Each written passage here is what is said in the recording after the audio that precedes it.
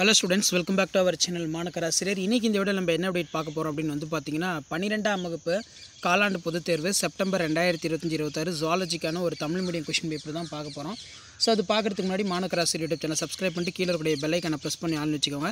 12th standard common quarterly examination September 2025-26 zoology பொறுத்த வரைக்கும் தமிழ் மீடியத்துக்கான ஒரு original question paper. Total mark வந்து 70 மார்க். இதுல வந்து 15 1 மார்க் கேட்பாங்க. புக் பேக் 1 மார்க் நல்லா ரிவைஸ் பண்ணிக்கோங்க. ப்ளஸ் இதுல இருக்கக்கூடிய 2 mark compulsory 3 mark compulsory 5 mark question எல்லாத்தையும் நல்லா ரிவைஸ் பண்ணிக்கோங்க. மருந்துகளுடைய ராணின்னு எதை சொல்லுவோம்னா பென்சிலின். ஓகே, இதில் 2 மார்க் பொறுத்த வரைக்கும் ஏவேனும் 6 வினாக்களுக்கு விடையளிக்கும். வினாயின் 24 கட்டாயமாக விடையளிக்க சொல்லியிருக்காங்க. அமீபாவின் இரு சம பிளவு முறையினை விவரி. ஸ்பெர்மோஜெனிசிஸ் ஸ்பெர்மட்டோஜெனிசிஸ் வேறுபடுத்துக. மலேரியாவின் வகைகளையும் அதற்கான நோய் காரணிகளையும் அட்டவணைப்படுத்து.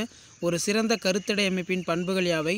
தொற்றா நோய்கள் என்றால் என்ன எடுத்துக்காட்டு? குறுக்கு மறுக்கு மரபு கடத்தல் என்றால் என்ன? சாதாரண சளிக்கு எதிராக தடுப்பு மருந்தை உற்பத்தி செய்ய முடியாது, இதை பற்றி நீ என்ன நினைக்கிறாய்?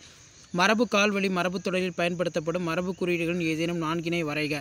அதே மாதிரி 6x3 பொறுத்த வரைக்கும் இளம் செல் சேர்க்கை மாறுபட்ட செல் சேர்க்கை வேறுபடுத்துக.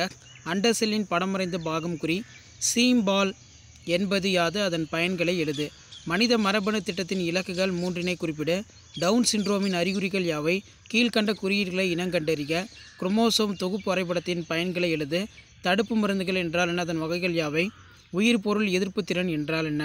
அடுத்து 5x5 25 பொறுத்த வரைக்கும் கன்னி இனப்பெருக்கம் என்றால் என்ன? அதன் வகைகளை விவரி. கருவுறுதல் மற்றும் கருப்பதிலை படத்துடன் விவரி. பாக்டீரியாவில் ஏற்படும் பால்வினை நோய்கள் காரணிகள் அறிகுறிகளை அட்டவணைப்படுத்துக.